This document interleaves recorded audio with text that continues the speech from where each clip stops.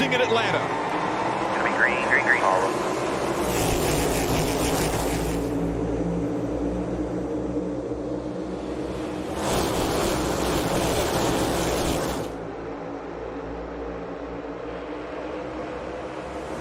Still side by side up front. Waiting to see somebody get pushed clear. A lot of good help from behind Jeff, pushing down into turn 3. Up to speed now. Eric Almirola surges ahead.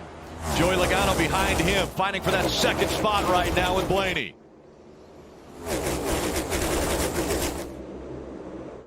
See the push that the 22 is going to get from his teammate. Blaney pushes him down in the corner. He's like, it's a good run. Here we go. We'll take this one. To the bottom, the side draft slows the 10.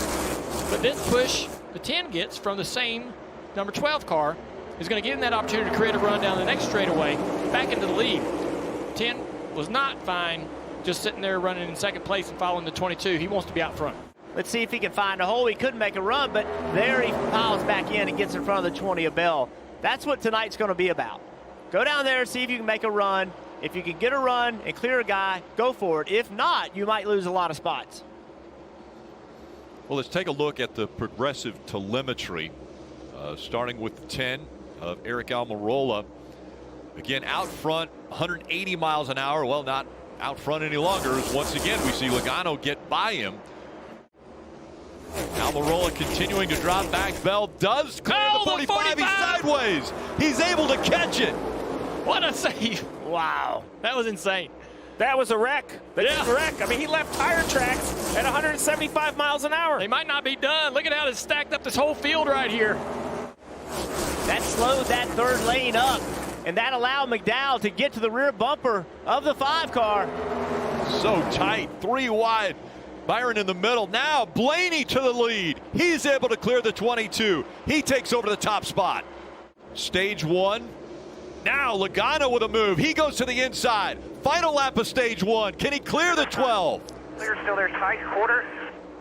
Still there, still there, still there, still there. Still there, top lane's gonna push better. Still there, still there, still there. Down the backstretch for the final time of stage 1. 3 wide, surge Rick. coming out of the 12. Ryan Blaney pulling ahead. Larson able to clear the 22. Now Kyle Larson fighting on the inside. He's got the nose in front as they come to the stripe. Blaney gets back in front of him. Wow. What a battle. Thousandths of a second behind him as they cross the stripe right there.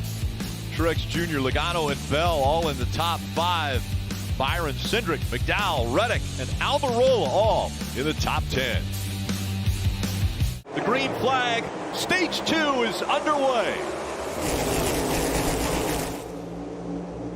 Larson on the outside. Blaney on the inside, a lot of help behind him. Logano with a big shove, and he'll put Blaney out front. Now we'll see if Blaney is going to try to block. 3 Penske's on the bottom row. On the hot side of pit road, that was the safety violation on the last stop, and it looks like they have successfully limped it back here to pit road without much damage, Steve, and that's what you wanted out of your driver, to keep that right rear fender intact.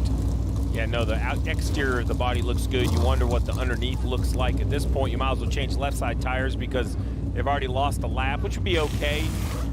Really, they will be the only car 1 lap down, so they should be able to get that back. Seeing opportunities up there when they get runs back in the back, Rick, and they're in that middle groove, they're like, hey, I'm going to take this run to the top. What do I have to lose? Yeah, a few different names up here in front, including the 41 of Ryan Preece. He's on the outside right now of the 22 of Logano. Those two fighting for 3rd. Oh, we got a spin in the back. I believe it's 5. Larson's around in front of the field. Still sliding, but not a lot of contact. Looks like the 14 of Briscoe avoiding. He got turned around as well. 62, Austin Hill, his way back into this top 5. We've seen him get, we got a big crash. LaJoie goes around. In front of the pack, how many will get collected? The 19's able to avoid. Chastain looking like he may have had a piece of it. Yeah, he's got some right front damage. This has been where the chaos has been for the last 15 laps. I'm surprised we haven't seen this wreck before. Big damage on the 54. You know, the 43 is not perfectly low, but just kind of came together there. And it has been wild, like you guys said. Cindric, now the two trying to pull away. Side by side behind him, Blaney in that third spot. Busher got a big run right there. Now he's going to be in trouble, I think. No, the Penske cars got a little bit slower than I thought they were going to. Here comes Cindric. Big block by Busher. Cindric to the top. He's going to get there. He would prefer that top line. He's going to get help from his teammate. They're going to have the momentum off of 4. I believe they clear this 17.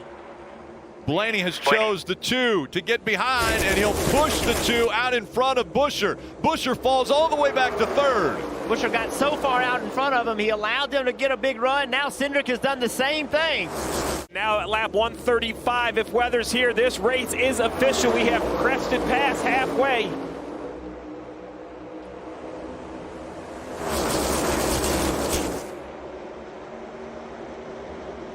Two by two, door to door.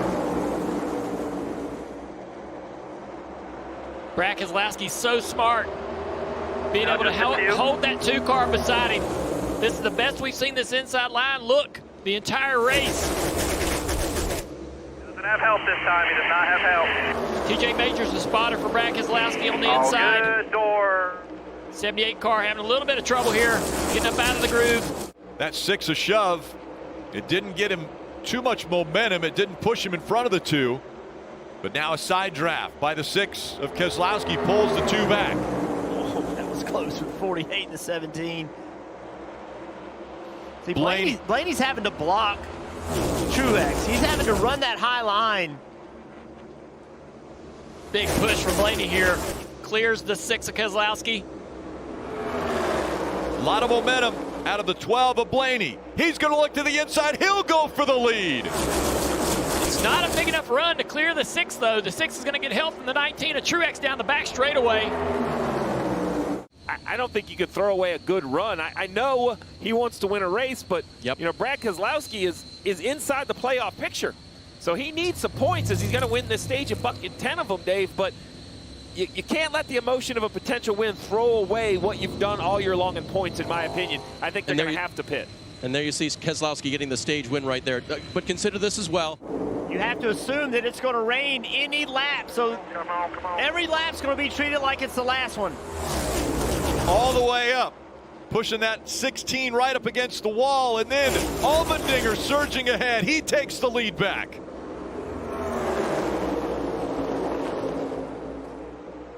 Big run. Big run. The 24 to the outside. You just heard block the bottom, so Byron's going up high. I think Suarez goes with him. Down the back straightaway, that's going to clear the 24. Suarez getting help as well from the 38, but the 34, McDowell right there. And he's running on fumes now. That's the driver of the 34. Oh, we got a McDowell. spin. They're spinning back in 5th and 6th. Ryan Preece is around. Wallace also caught up in this. All right. Caution has come out.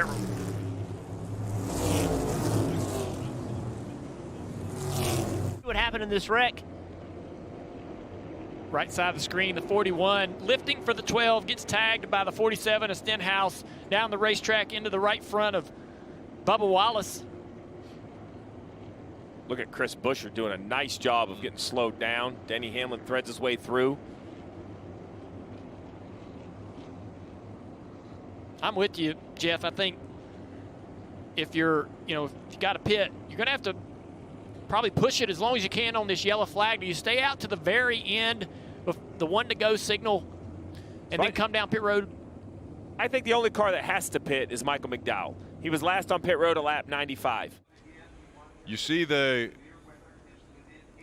word on the top of the pylon, checkered. That means that NASCAR has called the race due to weather. William Byron gets his 4th win of the season, his 8th career win overall, and all smiles for young William Byron.